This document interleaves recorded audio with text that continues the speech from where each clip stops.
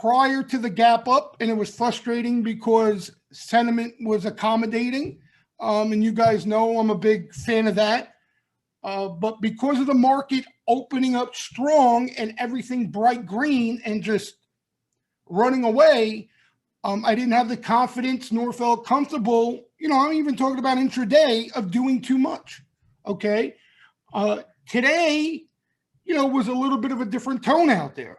The indices did nothing for the majority of the day, but underneath the hood, sweepers were targeting certain names. They were being really selective. Okay, I wouldn't say really selective, but they were being pretty selective. They were doing some stock picking out there. But because they were just focusing on a group of names and not the overall indices, right, and not hitting everything under the sun, there was some really, really strong momentum in the underlying of those names. Again, here are a few examples. And if you follow the flow today at all, or even if you saw some updates throughout the day, you probably know these names already because it was pretty obvious, right? GM. I mean, it got tattooed today. All right. Hedge fund buying, I would say at the least, just plowing into GM early on. Okay. And you could see, with all the action coming in, you had quite the move on GM from the early morning up until around lunchtime, right? Up until actually the CNBC halftime where Nigerian pumped it off the action. Okay, this all happened prior to that, and words don't even do it justice how much action was in the name and Ford, right? So lump the two together. The indices, if you were trading S&P 500 or any other name or Apple or any other name that wasn't part of the action, you probably were frustrated, right? Not much going on there as far as momentum. Then you had, just, again, selective names that were catching the action. You had this RKT go bananas today because of Reddit short squeeze the whole 9 yards. This wasn't something that a lot of us were eyeing off of action today because you had a gap up off earnings and go, and this was kind of a follow through. But there was another name that got tattooed throughout the morning and could have been traded several times into the afternoon and had a big move in the afternoon. I can't even I keep forgetting the symbol, UWMC.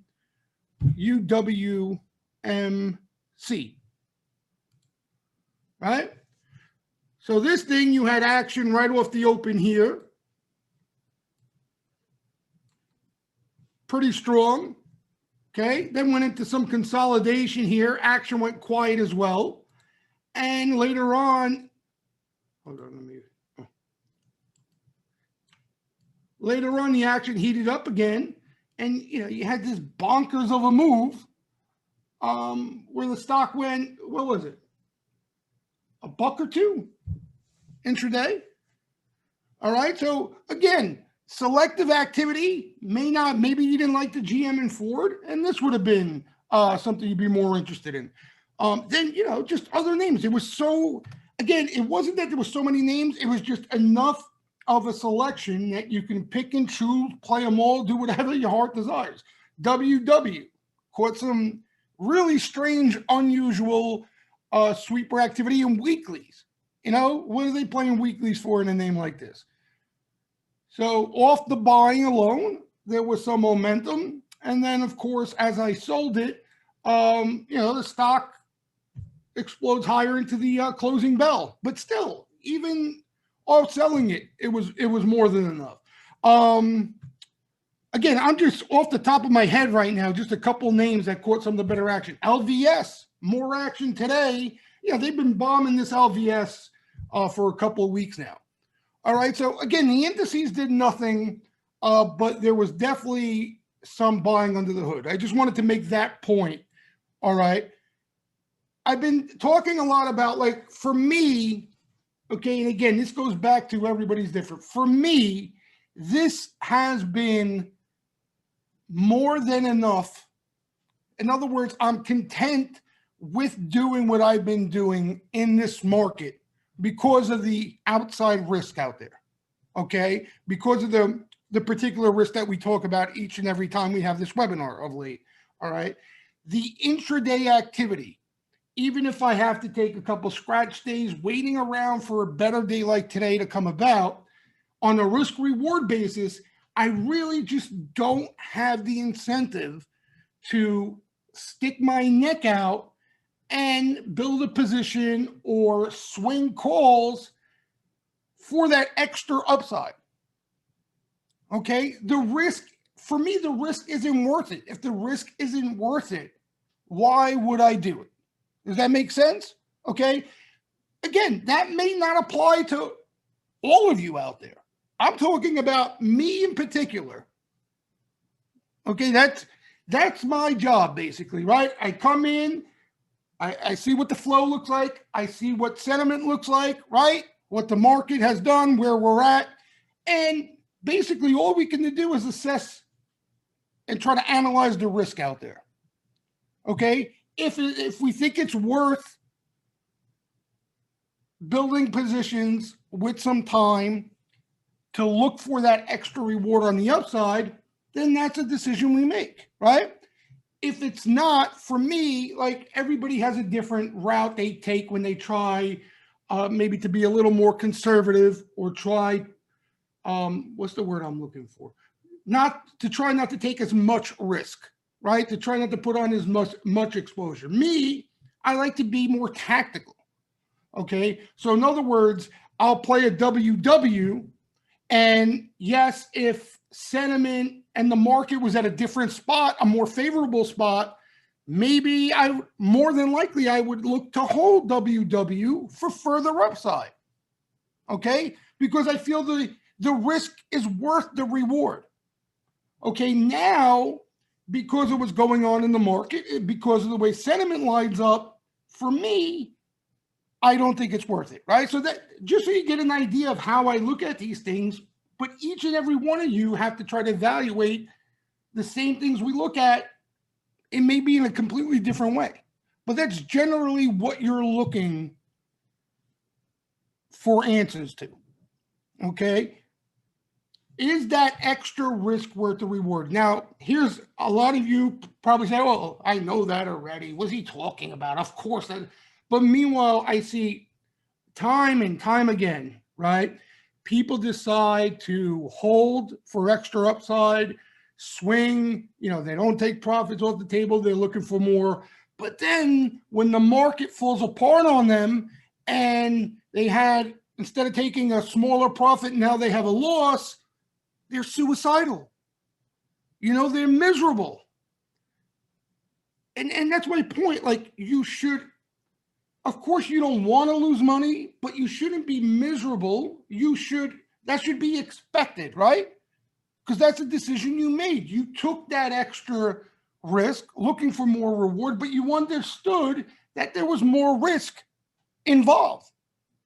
And there was a higher probability of that happening, right? All of us would like to get in for a stock, hold it for 3 days, and catch a quintuple. You know what I mean? Everybody, of course, that would be ideal. There's no such thing, right? Sometimes you get lucky and you run into a name like an RKT and you happen to hit one of those, but you can't approach every single play the same exact way like that because you're going to lose all your money. You know what I mean? You're going to lose all your money. So I think that's the main thing, the main takeaway here is that you got to understand right now with the way the market is, the way sentiment is, we've come a long way, right? We've come from the depths of COVID, locked in our house, everybody, the darkest days in a long time in this country, to now, you can feel it out there. People getting the vaccine, getting ready to burst out of their houses, right? To go away, spend money. You see the reopening plays thriving off that. this is we're closer to the end of that story, right? The sweet spot was off the dark days. Whether you want to believe it or not, that's the sweet spot. That's where everybody is bearish, and the likelihood is the markets can't go much lower. That's why that's the sweet spot. Up here, you know, and you see outfits like Bank of America talking about it constantly, there's a lot more risk because that wall of worry is not there anymore. You know what I mean? The wall of worry is not there anymore. All right. That doesn't mean the market can't continue higher. Of course it could, but there is more risk involved until we get that correction, that pullback. It's just that way, whether you like it or not, you know? And we're seeing it now, right, in a lot of these growth names and tech names. A lot of these names that have been invincible, you know, people thought they can, you know, a lot of players thought they could buy a dip like they normally buy a dip, and they come slingshot right back and they never look back again. You know, it hasn't been that easy. And it could get worse. It could get a lot worse, right? So this is the stuff we've been talking about. I hate to beat the dead horse, but we just got to understand that, right? We got to understand that, and that's why we try to analyze what's in front of us and build a little strategy around it. All right. Why are we taking this approach right now? What are we looking at, and why hasn't anything much changed? Right. We look at sentiment on a day-to-day basis, and you know, here's what I was just referring to. Okay, these are the Goldman sentiment indicators that we look at every week. For some reason, I don't know if I lost it or I wasn't sent it. I don't have each individual indicator, but I have the average of them all on a chart here. All right. So this is what I meant by here, right? When you're down here, yeah, the market can go lower from there, but the likelihood is if everybody's bearish and everybody has already did their selling, right? Your downside risk is a lot less.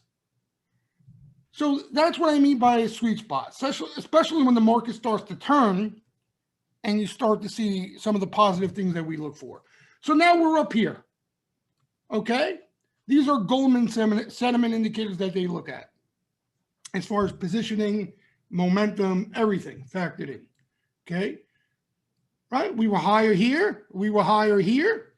We weren't here. We weren't here right before the virus, right? We don't know what, I mean, right here, okay, that was right before the virus. We didn't know COVID was on the way, going to wipe us out. We had no idea. Okay, but because of everybody having so much exposure on, because everybody was fully invested, right? Even though they could have been a little more invested, it didn't matter. When they needed to sell, that's why there was so much pain. All right, so we're here now. Okay, if something like that comes about, throws a monkey wrench into this whole reopening theme, things could get ugly on the downside. All right. So these are the Goldman indicators. That's what they look like right now. We've been watching them each and every week. You know, one of the few that haven't really got to this threshold, they're there. Okay. Another thing that we've been paying attention to are hedge funds, right? This was another one that kind of wasn't involved with all the other sentiment indicators that a lot of people were talking about. That was extremely bullish. Hedge funds were kind of the non-believer crew throughout this whole rally, as you can see here, right? This tells us hedge funds are short or underexposed to equities for, you know, this whole move here, right? Right from the election. What happened here now? Oops, I overshot. Okay, right? And we see it, we've been seeing it in the flow. Okay, we've been seeing it in the flow.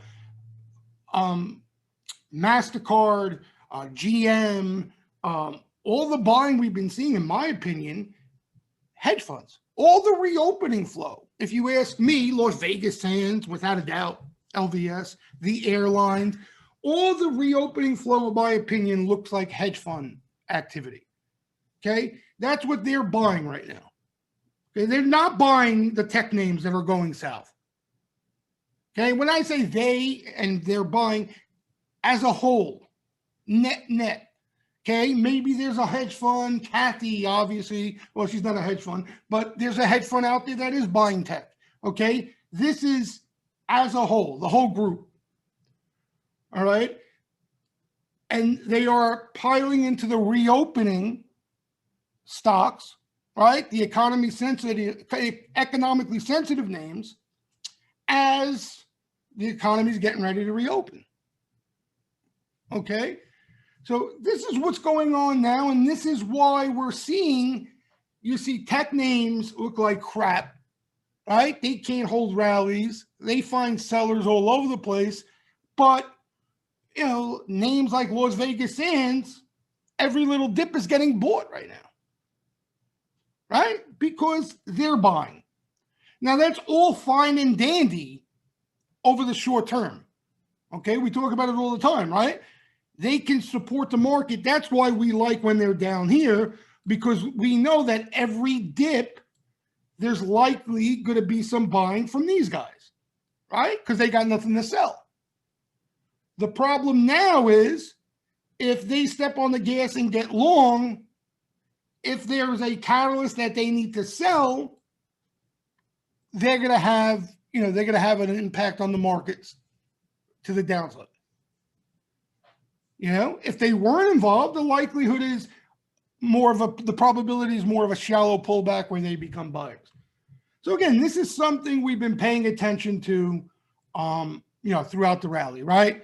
We were uber bullish over here. Why? Because they, like everybody else, spit up all the longs into the lows, okay? Remain net short. You heard them all come on CNBC after the lows of the virus, how they just saw a really gloomy picture for the economy and the market from the top hedge funds in the world.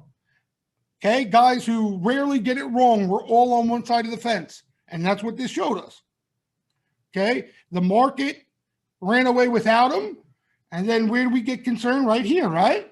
Into the highs here, we're getting concerned because they're getting long again. Okay, then we get this little consolidation into election where they spit them up. Right? So since the election there, you've had a favorable, net favorable backdrop.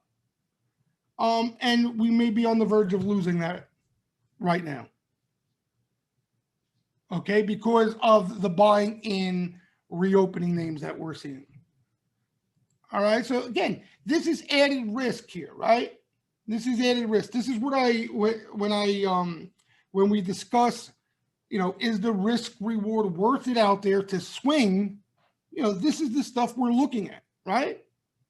Okay, I don't mean to try to dumb it up, but just so you guys understand, like when this is down here with some of the other indicators we're looking at, the reason why the risk reward is worth swinging with time is betting on these guys having to buy at higher prices, right? And if it's not at higher prices, the likelihood is any further weakness, there are higher odds that they're going to be buyers if they already sold everything, right?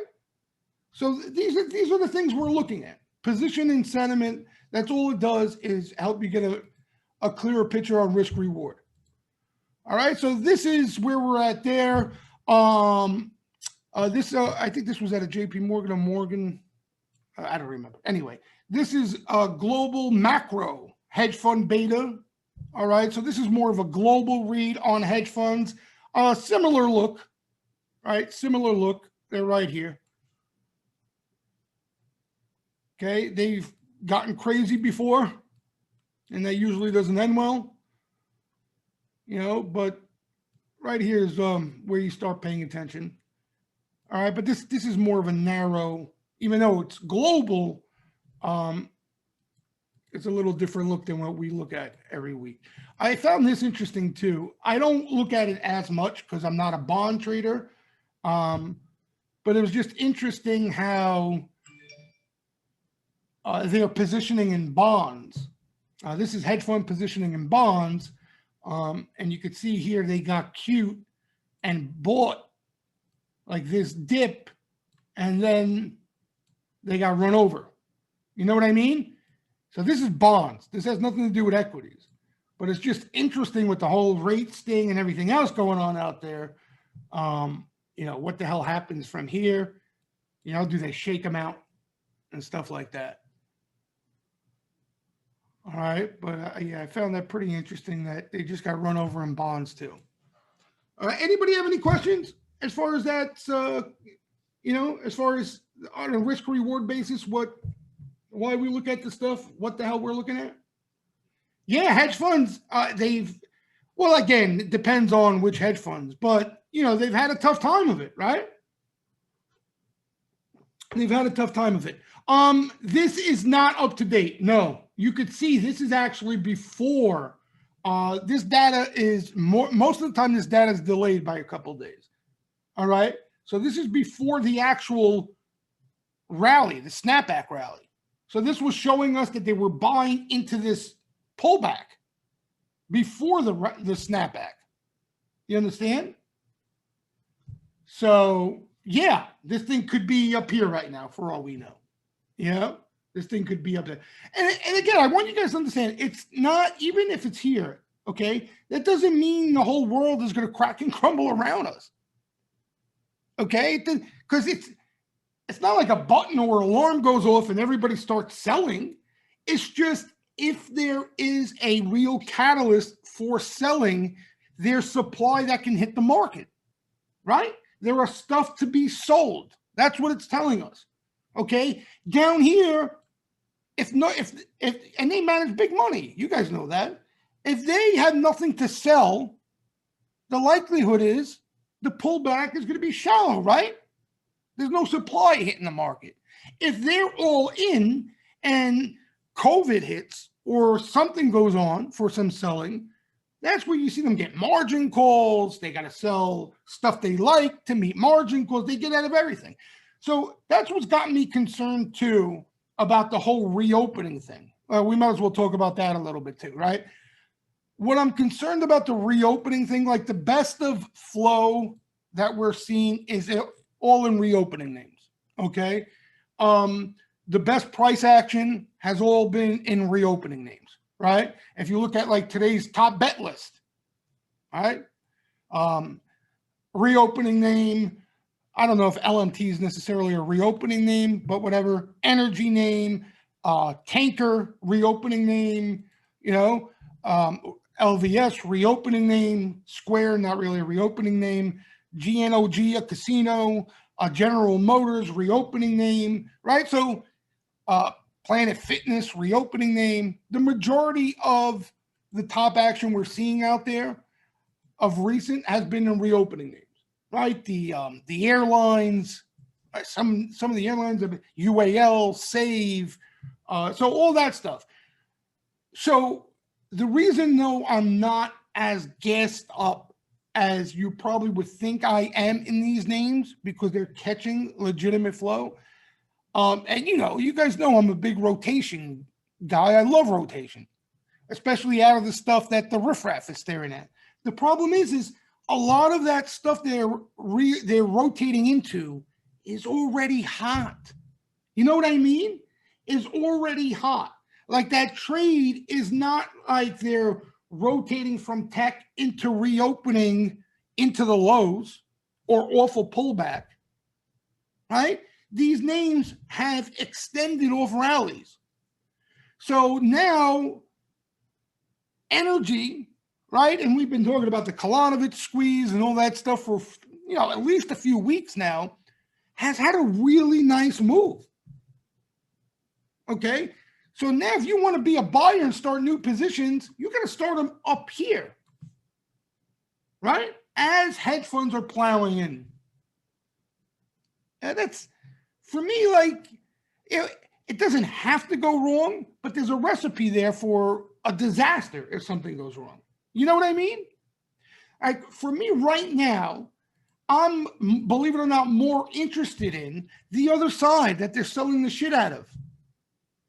Even though the flow's not even there yet, I feel like I'm probably better off for swing positions. I'm talking about now. Okay. I'm talking about swing positions. I'm not talking about intraday tactical stuff. I want nothing to do with that stuff. The momentum is nowhere near there. Okay. I'm talking about swing positions. I'd rather come in off a correction or, off a nice sell off in these tech growth names and be earlier there than come in where everybody's plowing into reopening because vaccines are going in arms. This trade, guys, all these trades, we've had opportunities in. Okay. You're lying to yourself if you're saying you didn't. All of them. We've been staring at, even the dogs of the dogs, UAL flow to the cows come home, right? You had ample time to buy UAL while the thing was doing nothing, zero, and was dead as the dead pulse, right? Ample time, right? The names like Trip, you've watched how many missiles go off in Trip, okay? How many missiles go off in Trip for now all of a sudden you're going to start a new position at the Pink Panther up here? You know what I mean? I'm not saying this thing doesn't have more upside. It's been beaten to hell and did nothing for a long, long time. It's hard to really slap a quality risk reward for building a swing position in this 3 to 6 months out all the way up here. For me, anyway, right? That's the way I look at things. Like I rather, and you guys know, right? Almost to a fault at times. I rather for, again, swing positions, I rather be down here, get stuck in some early weakness or consolidation and be early, but that's why I'm going out 2 quarters, right? Because I'm betting that this comes. And when this comes, I built a position when nobody wanted them dirt cheap when the flow was coming in. Okay, so that's the problem I have with a lot of these reopening names. Now, some look better than others, but for the most part, they've all rallied. LVS has been one of the laggards, right? These casinos have been, pretty much the laggards of the reopening phase. So, even here, you're coming off a pretty strong rally here, right? If you don't own it already.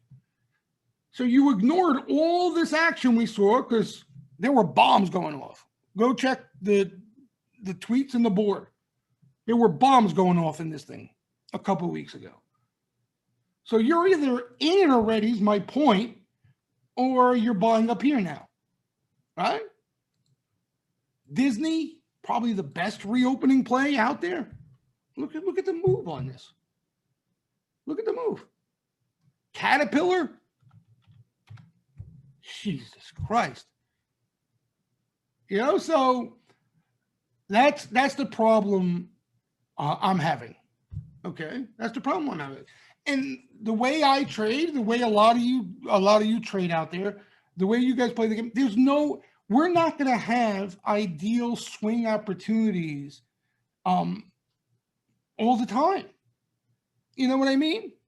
It's just you're not going to have those quality setups each and every week, no matter how much a stock has rallied or whatever the case may be. It's just the market can't work that way.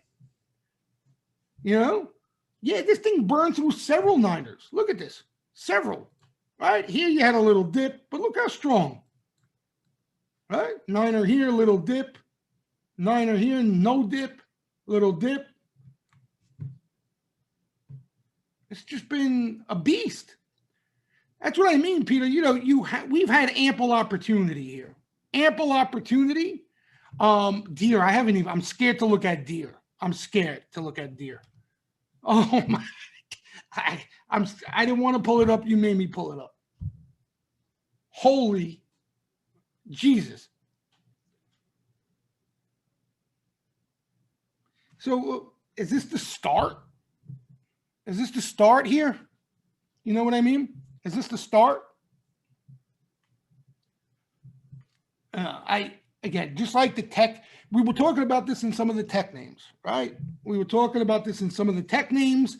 Some of the tech names were even more nuts.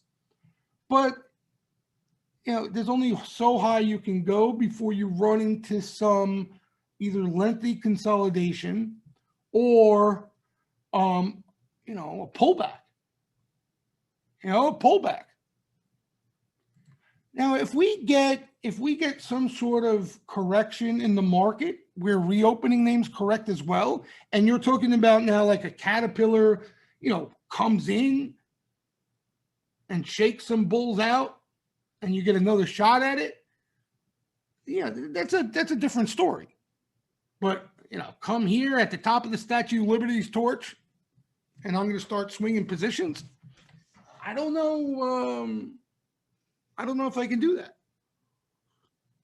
I don't know if I can do that. I can't do that. I can't do that. There's no I don't know. I can't do it.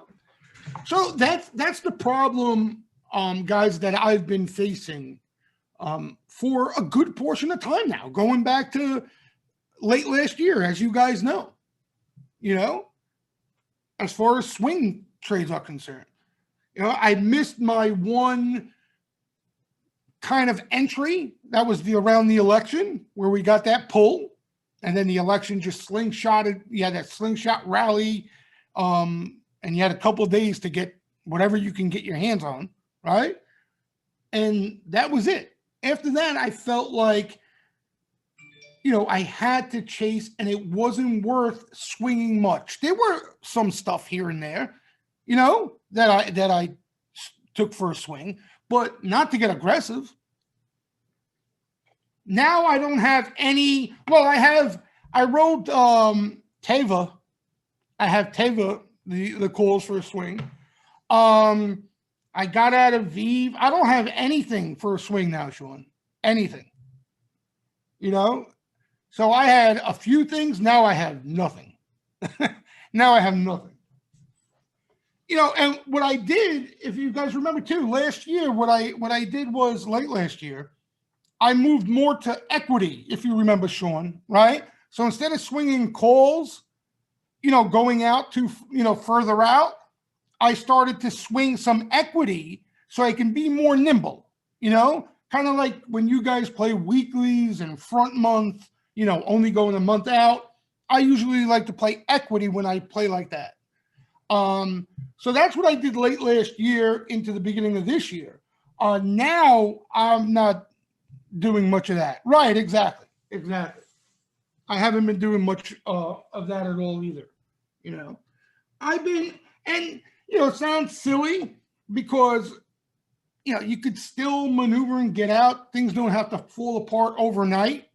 But the reason why I haven't held too much overnight is because the intraday move has been good enough. You know what I mean? If it wasn't good enough, maybe I'd reevaluate, right? Maybe I'd size down and hold overnight to try to make some money. But the intraday moves, for the most part, have been solid. So I haven't had the urge to stick my neck out and swing anything. Because like here's an example of one that looks decent, right? Decent spot. And this might go up if the market does run into some trouble. It could very easily go up. Like this is something usually this meets my parameters, right? LMT, catches a September sweep, pretty decent one today, right? Right over here. All right, so you're not buying the top of the chart. You're buying at a nice spot, in my opinion, and you got some time, even if you're early. But, the way I look at it, if I didn't have the intraday opportunities around me, maybe I'd take a shot, and if I lose my money, I lose my money. But I just don't even have the urge to even take a shot here. I say to myself, all right, if they like it that much, let them hit it again. Let them keep hitting it. And then maybe they'll force me to buy it. That's the kind of mentality I have right now without having sentiment on my side. You know, I want to be forced. I want to be forced. Yeah, exactly. Exactly. But don't get me wrong. I don't want you guys to think I'm like, you know, Mr. Disciplined player out there. When it comes to intraday, I'm a sloppy mess. You know, we're a sloppy mess. I don't mind. I get sloppy intraday. So don't think I'm over here, you know, but that's where I'm looking to be aggressive. We'll play anything that catches multiple sweeps intraday. Anything. You know, looking for an intraday move, put a stop if it doesn't go our way, that whole sort of thing. But, you know, for swings, like I said, we haven't really been focusing on it. You know, there's no interest there. You know, there's not enough interest there. But that's why when we hold these things, right, and even for Steam Room members, you know, that's me. I can't be selfish. Some of you may feel like, right, maybe you don't play intraday and you want to, you know, maybe size down and swing some stuff. You're okay with losing some money, but you're looking to swing some stuff. That's why I have to, you know, talk about the names that are catching quality action, whether I like them or not. You know, I want to share the insight with you that even if I was swinging, I would be swinging these things, right? So that's what kind of like the top bet list is. It's sort of like the watch list of the swingable order flow out there. And then you guys decide whether, you know, the spot or the technicals or whatever the hell else you look at is worth your while, right? Like this NLS, these are bullets, okay? Like this NLS action is as good as it gets. That's good looking action right there. They swept October 22.5. You see pretty aggressively, right? Multiple times. So there's some time behind it. This is the Peloton basically of reopening, maybe, is what they're thinking. I don't know. This once upon it. If you were telling me this 6 months ago, I would have told you this is a reopening play. Right, this is baby Peloton. And then it moved with Peloton, right? So they like this dip. Maybe they benefit off reopening, right? They're not a stay-at-home play. So, look, you got to pull back there, right? A lot better than buying it up here anyway. And the spot, you know, the spot's decent. This is not, as far as like some of the names we looked at, this is not awful, right? Spot-wise. Right, gyms reopening. Maybe they sell to gyms more. I don't know, you know. But they didn't load up on Peloton. They loaded up on this NLS. So this is really interesting. You know what I mean? This is really interesting. Now, again, if this thing hangs around here, right, or let's say even comes down the next couple of days with the market, right, the market's weak, they hit it again, I might be singing a different tune here, right? I might come to the conclusion it's worth taking a shot for a swing based on how aggressive the action is. So that's the way I'm kind of playing it. But if you like the name, you like the spot off the action already, it's swingable off this action. Okay, this is the LMT order, just one order, so not as aggressive. All right, it was a sweep, the September 340s, and they laid some nice wood. So opening bet, good looking bet. Good looking bet. All right, these names, off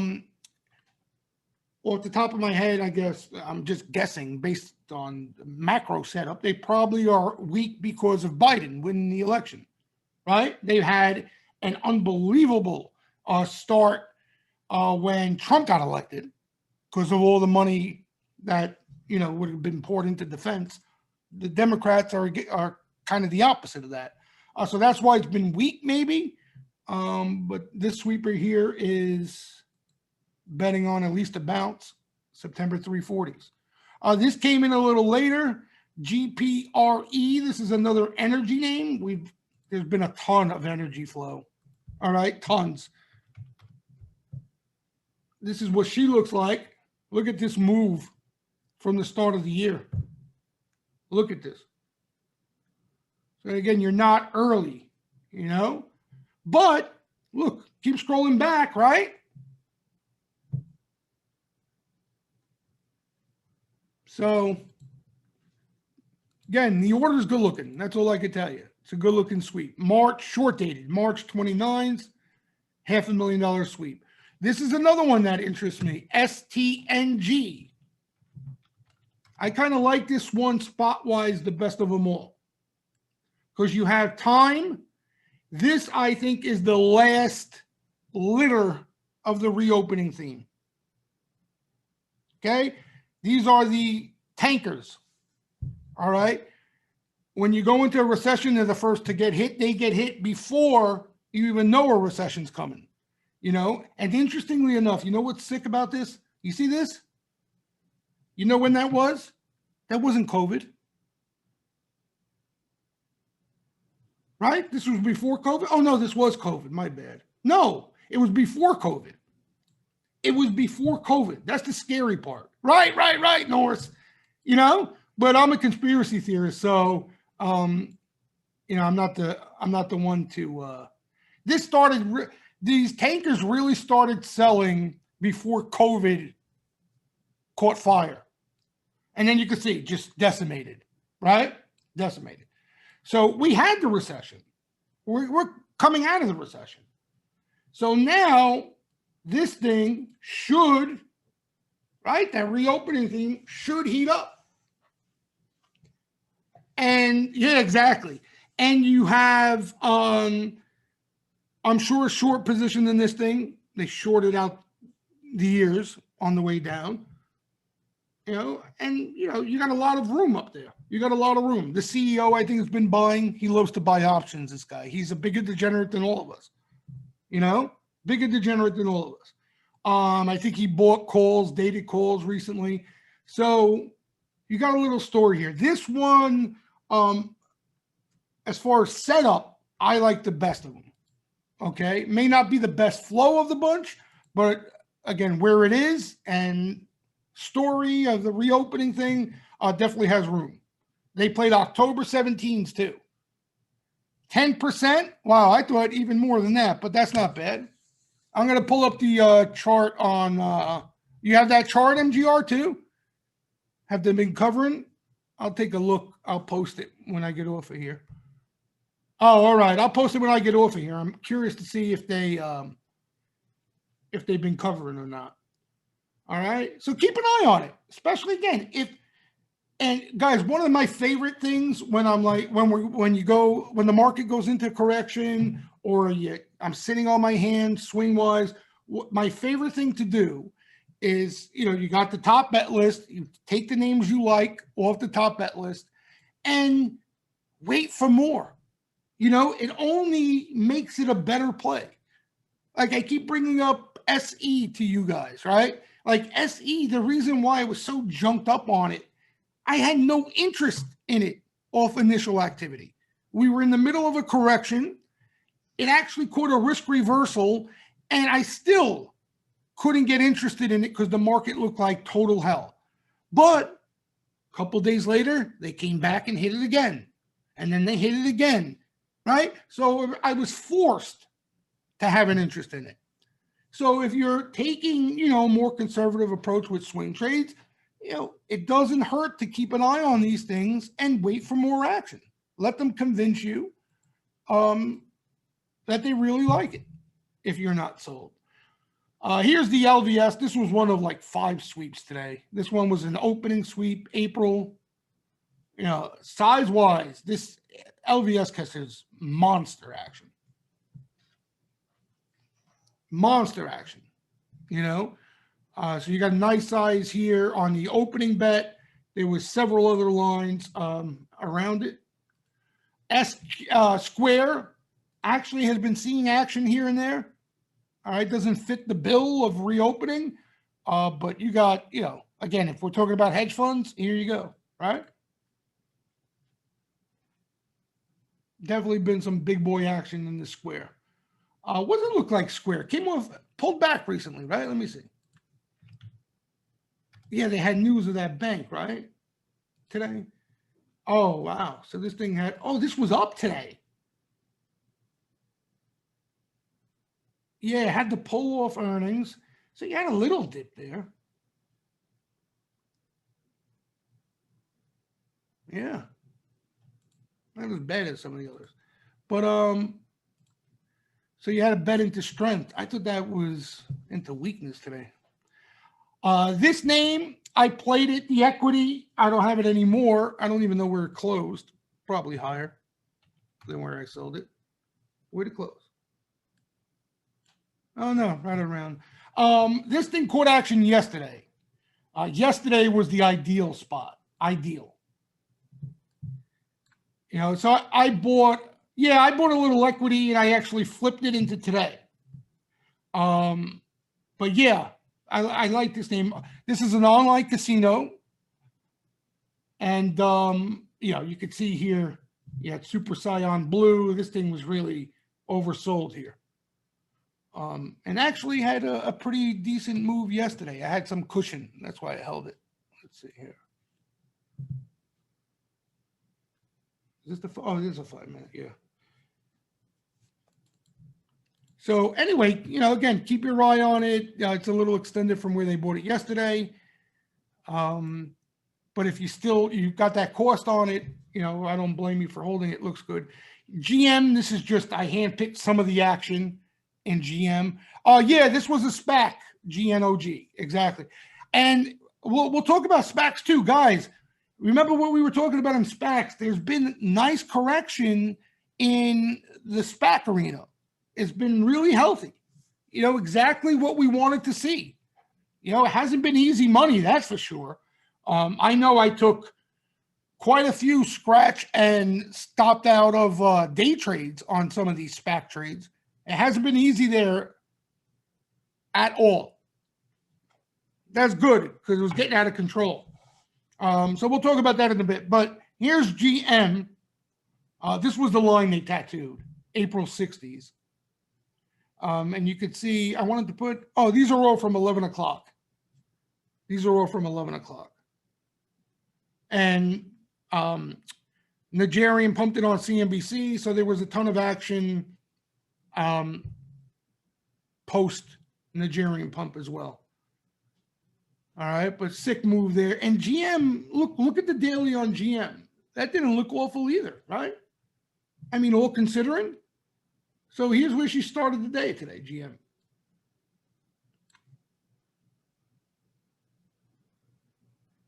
Yeah, EV. I wonder, like, because the EV names have been a little heavy of late. And I wonder if that kind of had an effect on the stock. And then all of a sudden you got hedge fund buying because of reopening. You know what I mean? I don't know if today was an EV play per se.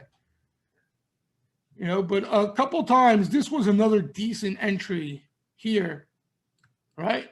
And came out. This was more choppy at higher levels. So, but not, again, nice action. I wouldn't call it quality, more of a bum rush of action, but that's the type of action that's going to create momentum. You guys know that. You know, you're talking about 100 sweeps. Ford, too. Ford was nuts. I don't trade Ford, but you could have definitely got a nice trade out of Ford today, too. You know, you could have bought both. Probably the smart thing to do was buy both. They both were going to move together. You know, I should have bought just both for the day trade. They were bombing both. And Ford looks decent too. All right, has looked good. Here's the one we spoke about, UWMC. Yeah, again, spec, cheap, but there were a ton of sweeps. All right, this is some of the early action. Yeah, because I posted this early on, I think. But this is from 10 o'clock. The 10s. There were a gazillion different lines they played today in this UWMC. They played it hot off the open, and then it went into like a lengthy dead period. And then they came in hot and heavy again. You can see here, this, right? So here, Huge momentum there. And then look here. See how it just consolidated there? And then I think RKT caught fire, and then sweepers started moving here and had a bigger move. All right. And again, the thing that I liked about this, look where she started today. You know, forget about today. That was after the run. Look where this action stemmed up from, you know? So you kind of get that squeeze effect, right? Limited debt. You have more control over something like this, I think. Yeah? You have more control over something like this with the equity. You know your downside, right? These big tech names, these things swing around a gazillion points. This one I wanted to ask you guys about. DNMR. Anybody know this name? Is it? I never heard of it. It caught a nice sweep. So I threw it on here. Ooh. What is it? SPAC. Chemicals? It was a SPAC or it is a SPAC?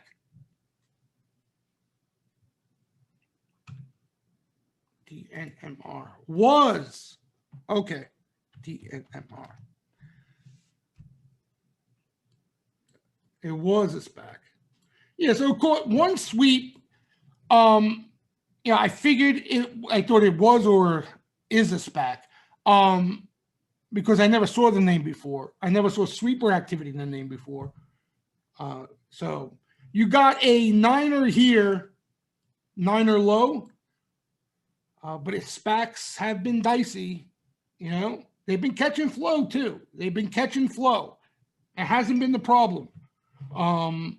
But you know, SPACs have been dicey. You know, so if you like SPACs, you've been eyeing dips on SPACs, you got one here. If you're not crazy about the SPACs, you know, I'd probably stay away. You know, SPACs I'm a little leery of right now.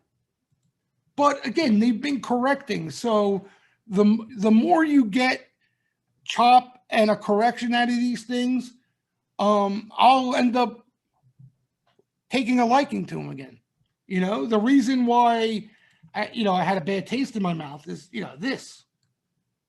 You know what I mean? This is not a SPAC. You guys got to make up your mind here. It is. It's not a SPAC. This is not a SPAC. Packaging. All right, good to know. I got it on my screen anyway. What was this about here? This was just a legit rally in the stock? This crazy ass move from 8 to 60, 70? That's why I thought it was a SPAC. It was a SPAC, Nick, right? I can't take it. You guys are driving me nuts. You guys are driving me insane. It might have been a SPAC, Eugene. No? It had to, guys. It had to. I don't see how this move was just non-SPAC. You know? This has got SPAC written all over it. Yeah. Maybe it was a SPAC and now kind of like Open and Clove and those guys. Right? All right. Anyway, again, my job is to tell you good looking sweep, and that was a pretty decent sweep for that name. I know nothing about the name. I don't know if it's a SPAC. I don't know anything about it. All right, just to make that clear. But anyway, the bet, I've never seen sweeper activity. Maybe this thing just started trading options. I don't know. Very possible. But I've never seen action in it before, and that was a pretty decent bet. The squeezometer, I didn't get the final update, but I think right around neutral we closed, right around 50. So we'll see if with tactical sentiment too, we had a nice little sell-off right at the end here. I don't know. I don't think we're going to get bullish signals, but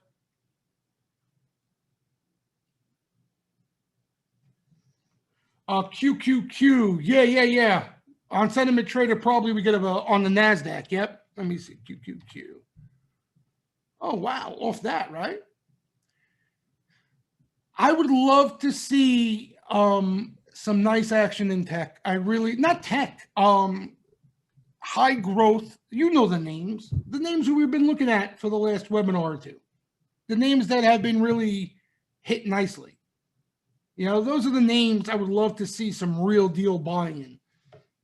But we haven't seen much of, you know, when we had a little bit of a squeeze, we saw some flow in a few names.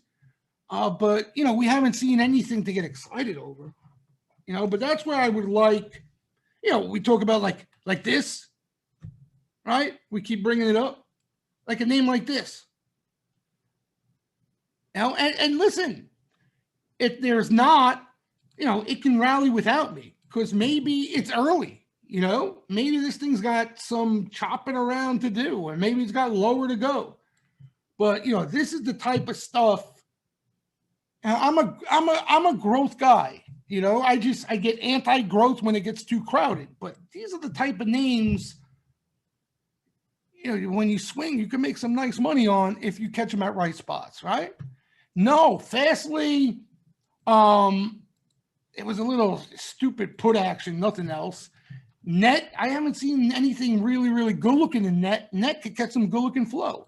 D-Dog, you know, when they squeeze, you see some flow, but nothing. Zoom had earnings, Zoom, so now we'd pay attention.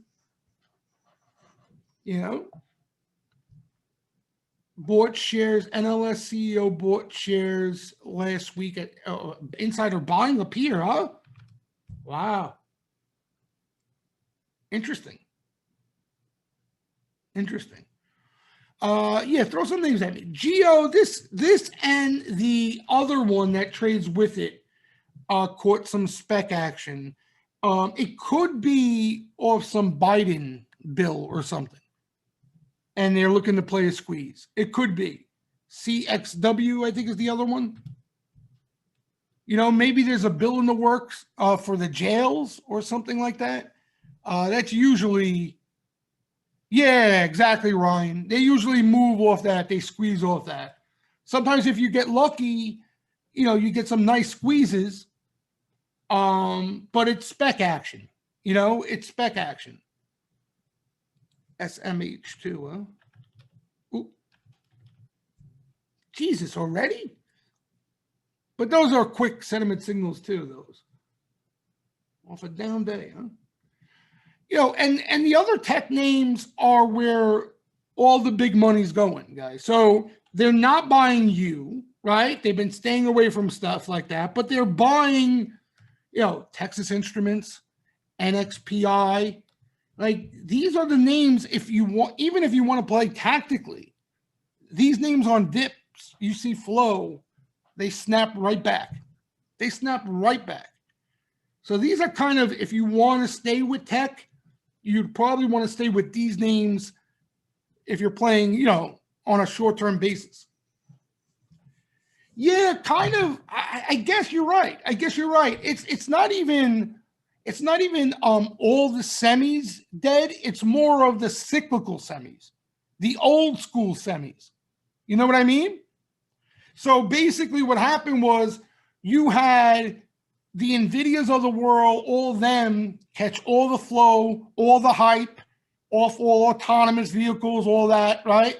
And they exploded and they left behind all the bigger names, the older names that are involved in all that stuff as well. And they're trading at reasonable multiples, you know? So it's kind of all the stuff that got crazy, they're shaving some off of, and they're going into, you know, these type of names. Now, these names have been rallying strong, but you can see it's more of like a healthier uptrend, right? Right? It's got that uptrend to it. And you look at, you know, I'm no fundamentalist, but look at the multiple on these things. They're not crazy at all. They're not crazy at all. But yeah, you got a lot of old school names. That's why Micron Dead has been so strong. WDC, right? These things have been incredible off any little dip. ADI is another one. You know, sometimes you get dips on.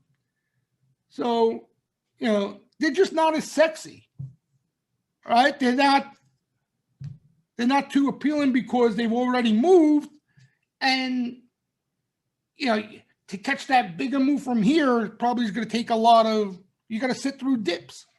Yeah, September 160s ADI. You know?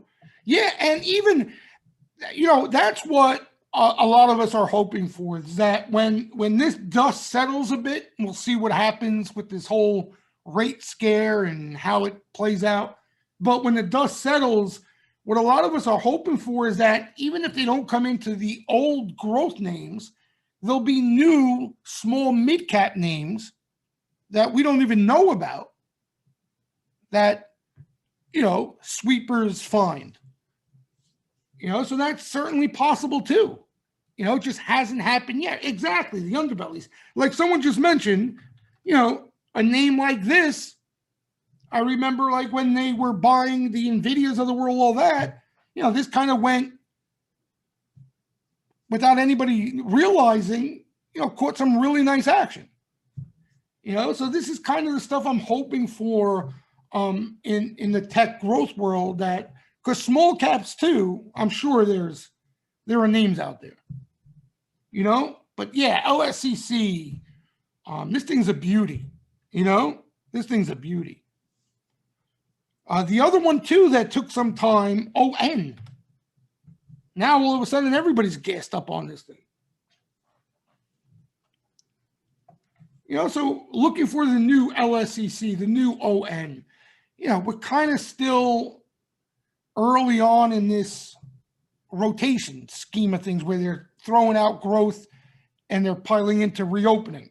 So we want that next step now. You know, we want to see, we want to find new names. That's basically what we're looking for. AMAT, that's another one of those big tech names. You know, like the stock did nothing, right? For a while. And then bink, gone. Look at that move. And what's the multiple, Andy, on AMAT? Do you know off the top of your head around? Can't be crazy. It can't be crazy. I could be wrong maybe, you know, after this move, but yeah, and 5 times sales.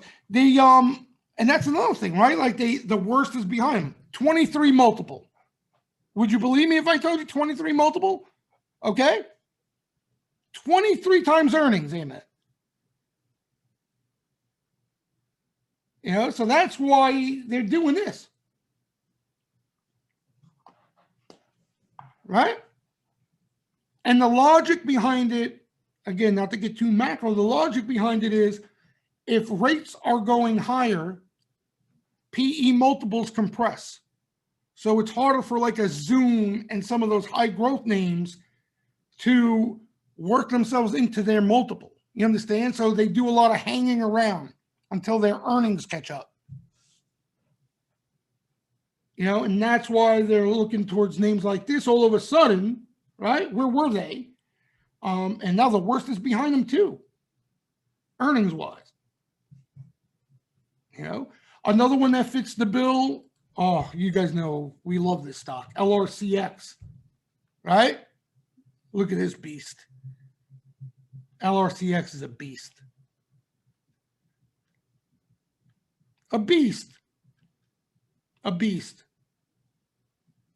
That's the semi, right? You ever go into a correction or any dip, you're looking to buy a semi, don't even look at anybody else. You know, as far as steady and snaps back, right? High probability, she'll be right back to where she was. LRCX is the best of the best. ICLK, that was a small cap. If you remember court action here, right before the bell, I actually owned it. A couple of you guys, I think, owned it with me right here. All right, so ICLK, there were unusual sweepers right before the close over here. And then just went up every day since then. So you had a crazy move. And you had a little washout and now a snapback here. But, you know, up here now, I don't know. You know, I really, I don't know.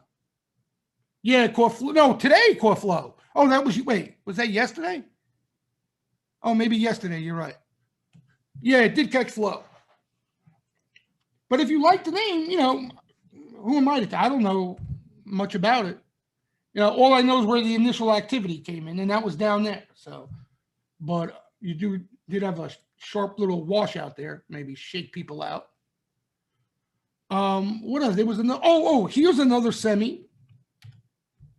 SWKS. Again, could be wrong, but check the multiple on this thing. Probably in the AMAT vicinity.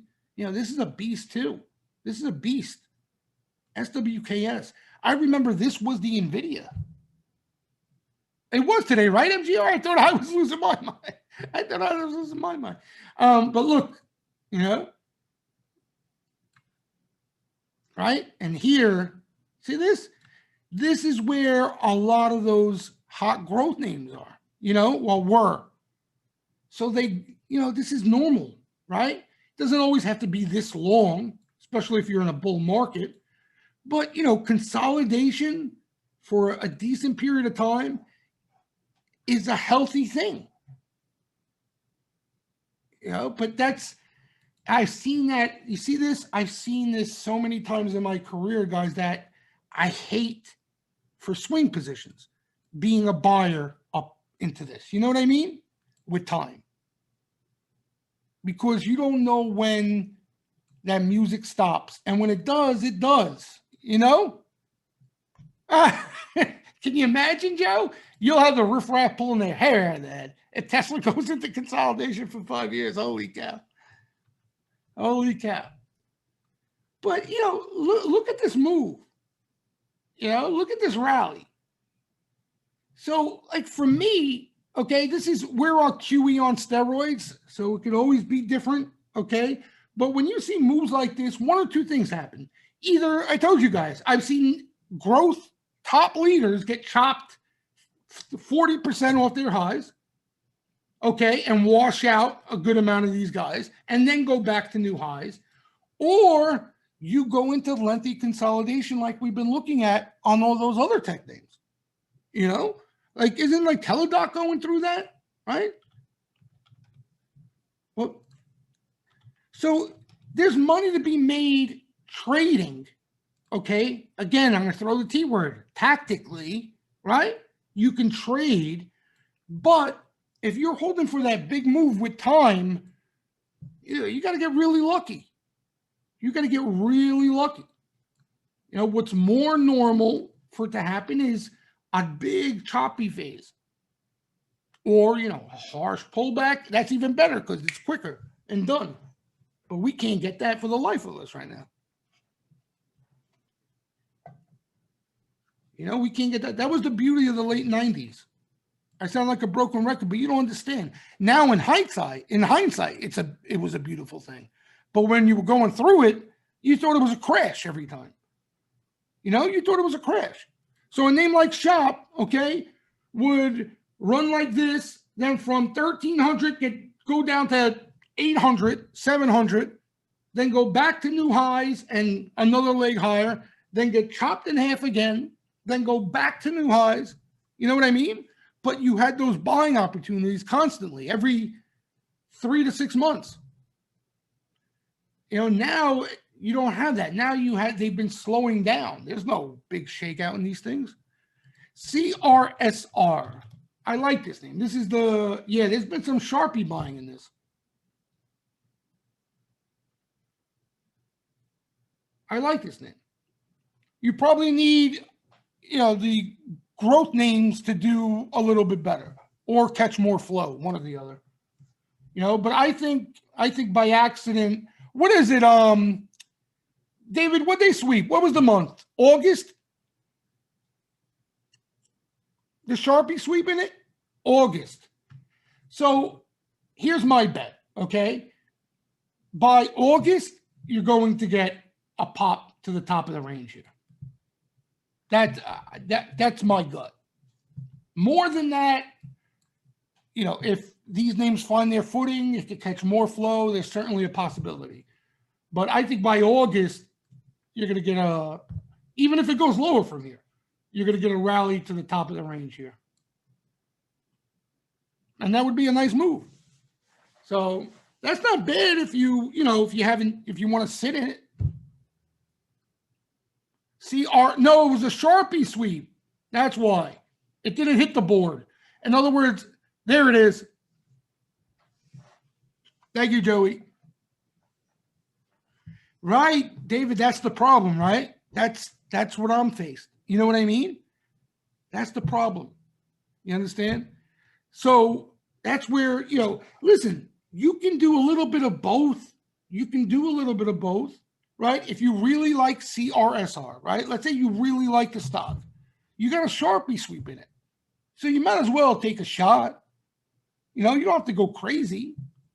But, if you're going to do one or the other, meaning be active or sit in an out of the favor stock in a market where sentiment's not on your side, it's kind of, weigh each one. What would you rather do? Me, I'd rather remain active and tactical. If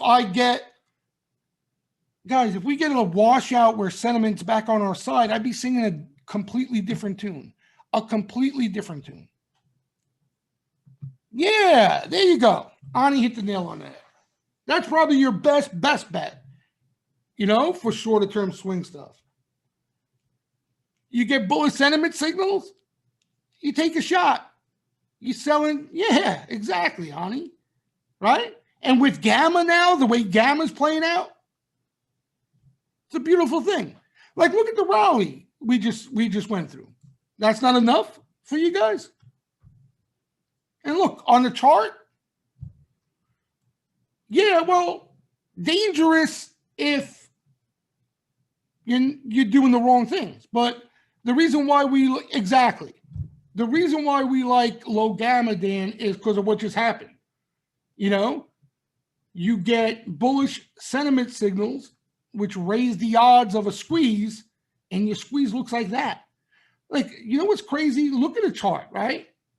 This is what it's amazing, because you go back and look at these charts, they don't do it justice. You ever realize that?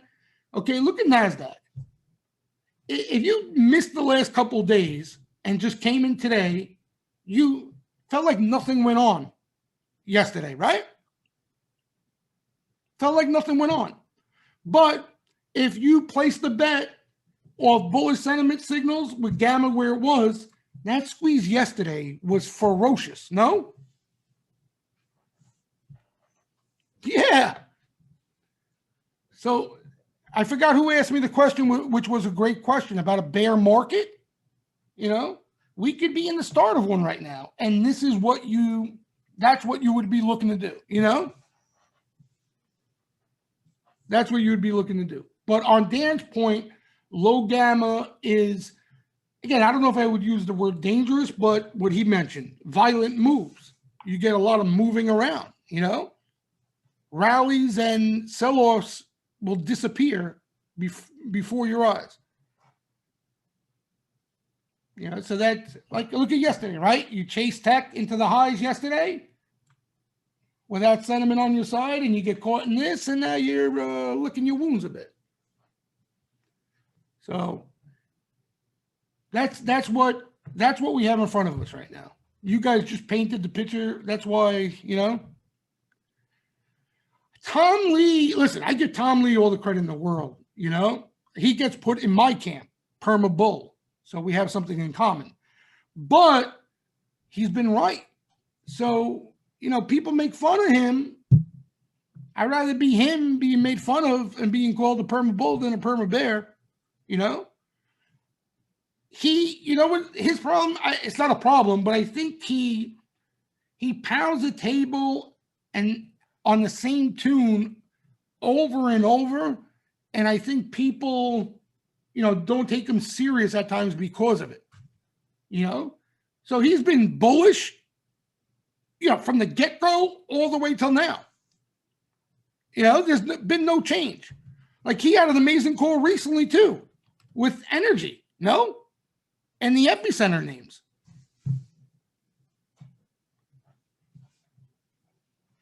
So, like, for example, like you asked me, what do I think of his like recent note and stuff like that? Like, you see, he's pounding the table on energy right here now. Right here. So he was pounding it, down here, and he's still pounding it up here the same way. So it almost comes across as a lack of discipline, kind of, right? But in bull markets, he could get away with it too. I mean, he probably feels like that, and it's not bullshit. But I'm just saying, in bull markets, you get away with it. It's better to exaggerate on the bullish side than come out with the doom and gloom because you look like a jackass. They always say, I remember when I first got into the game, if you're unsure, just lean bullish. That's it. If you're on the fence, lean bullish. Whatever you do, don't lean bearish. Whatever you do. You understand? That's the takeaway from that. Like if you have to pick a side, lean bullish. And you'll be more right than wrong. I promise. Yeah. No, I meant to say if you had to pick a side, then is the way I should have worded it. If you have to pick a side. Yeah. That makes more sense, Stephen. That makes more sense. Later, Sean. But yeah, so that's the Tom Lee. And Kalanovich, too, thinks energy has a lot more upside. So, can we get a breather here? I mean, we already started to. Maybe we get a little breather here. Even sideways. We'll take it. Reevaluate. Yeah, huge breakout in huge flow too. XLE, huge flow. Huge flow. Again, the only problem I have, guys, is coming in here. You know what I mean? See, and that's the thing. I don't know how you guys approach the game. Like, let's say, because I know there were definitely a good chunk of you who were looking at these energy names, right? Because I remember talking to you guys and you guys being interested, okay? So if you liked it here, right, which was what, a couple of weeks ago when we were talking about it? Like, just risk management wise, okay? Aren't you going to treat this differently? You know what I mean? Like, I'm just talking over the short term here, okay? If you love this spot on energy, there was flow coming, you had a couple names, you bought, blah, blah, blah, the whole 9 yards, okay? Up here, you at least have to have the discipline to not put on any additional risk, I would think. That's the way I learn the game. You understand? Don't get me wrong. If you're in off here and you want to hold, that's the right thing to do. Okay? A lot of us can't do that. We sell the rip, right? But what I'm saying is, if you were here is where you did your homework, you saw the flow, everything lined up, and this was your entry, you can't just keep buying up here. Yeah, right. But that's what I'm saying, Tim. There's got to be some sort of risk management, something different that gets done, right? At a different level like that. And that's kind of what Tom Lee never presents. And I think like people get the wrong feel from him. You understand? Because he could be super bullish here like he was, and even more bullish here. You understand? So for me, like I never, every time I would chase, I'd either ruin my entry, I get bit in the ass every time. Like this market's been a whole different animal. You can get away with it a lot more than you should. But, I've just been so trained that, all right, this was my entry. If I still like energy here, I should be holding what I have here, or I should have rolled my calls out. You understand? But I shouldn't be buying up here. This is a whole different can of worms now. Yeah, yeah, and Ani, that's why we like them, because it kind of goes with, right, the way we like to play. It kind of gives us a little map, right? Gives us a little map to maybe where we should stay away, right? Take off some risk. Yeah, exactly. So that's the only thing. And I know it frustrates a lot of you guys because we come on these webinars and I can't get gassed up on things because of moves like this. But, that's, if I had any advice for any of you, that's what one thing that I think, I've learned throughout the course of my career, right, is finding my entries. That's one thing I can do, is I can find entries. I can't hold, I can't stay in trades, I can't roll. I suck at all that. But the one thing I can do well and stay disciplined is finding entries. But it's to a fault at times, to a fault at times. Because, if I have an entry, or like somebody mentioned iClick, that ICLK, all right? My entry was all the way over here, a month ago. Like, I can't even look at it over here, MGR. You know what I mean? Even off a pull, I can't even look at it here. I can't even look at it here. Because it goes back to the thing, I should have rolled. Later, Tim. You know what I'm saying? Yeah, I know. There you go. That's the problem, right? That's the problem. Right? You just hit the nail on the head. So that's kind of my the risk management with me, right? What you just said. There's a lot of stuff, almost everything looks like that right now, and that's where I'm having trouble. That's where I'm having trouble. So I'm not just going to break my rules just to play. I'll have fun, my fun day trading.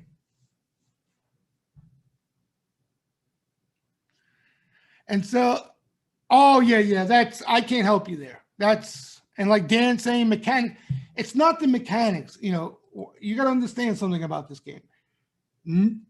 Knowing what to do and doing it is two different things. You got to form habits in this game. It's not that easy. That's why nobody can tell you how you need to do things. You got to figure it out for yourself. Rolling, I just have a problem with finding the confidence to roll out for further upside, because the spot where I'm looking to roll is where I'm looking to sell. And in my head, I'm selling because I think I caught my move and I'm ready to move on. You understand? So that's, it's not easy. Again, it sounds so simple, but you're going to learn these things about yourself. You can't do everything everybody else does. Some people do well, some people don't. But the beauty of this game is you have to, if you can find something you master, right? Something you do really well and do it over and over again until it becomes habit, you're going to realize that that's the something that keeps you alive and keeps you in the game longer term to make some money. So my discipline on entries has been the reason why I've been around so long in this game. You understand? It's prevented me from chasing and then, the market rolling over and me getting wiped out. We all are, honey. We all are. But, again, you find the stuff that makes sense to you. You have confidence. Confidence is the big thing. What's that? Entries. No, it's not even like, for me, the position sizing and all that stuff. There's no reason to that I never get cute with that stuff. You know, I never get cute. Like for the most part, my swing trades, I'm swing trading because I have confidence. All the things line up and they're almost always the same size for the most part. Rarely they're different sizes, you know? And if I don't have the confidence to swing that size, I'm usually doing what I'm doing now.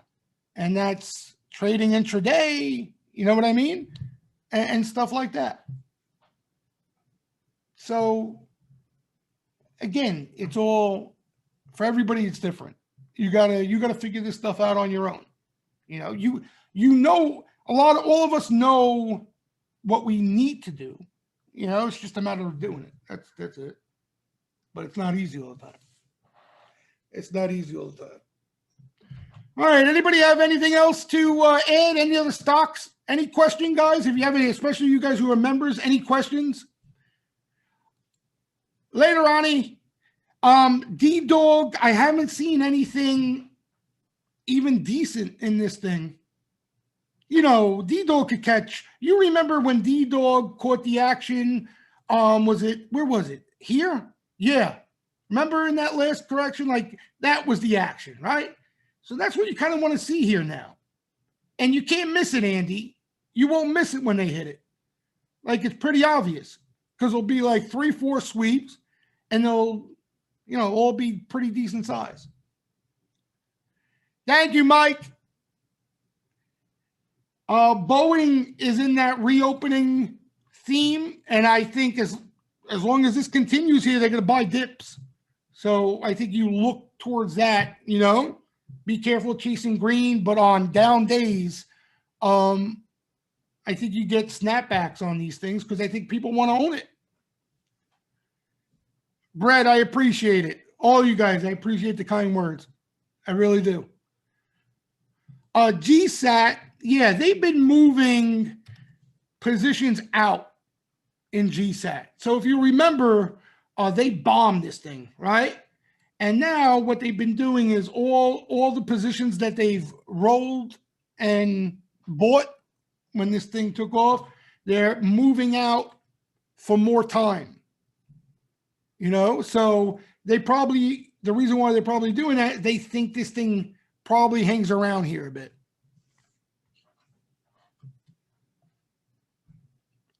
Later, guys. Thank you. I appreciate it. Thanks for everybody stopping by. Anybody who's new, wallstreetjesus.com. If you have any questions, you'll find some answers there. I appreciate it, guys. Good luck the rest of the week, huh?